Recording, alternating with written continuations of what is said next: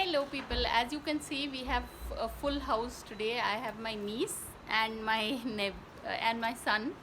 So that's what, it's a Friday, it's a Friday morning as we are recording all this, and this particular video I let these two young people take over.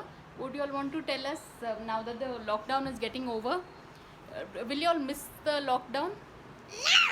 You won't miss the lockdown. I will, because then I don't need to go to school and study.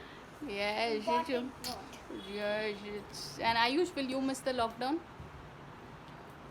He's in this American school and his holidays begin now from June onwards, and it looks like there will be holidays for everyone now, in terms of the students also, na school, because social distancing needs to be maintained. It looks like Anvika is growing out of my head, because it's like she's it's this thing. So that's what, I'm stuck with these two young people, and but it's a lot of fun. So I finished my bath and all. I need to give these two young people a bath. And so on that note, thanks for watching, and please subscribe. subscribe. Thank you, Anviku.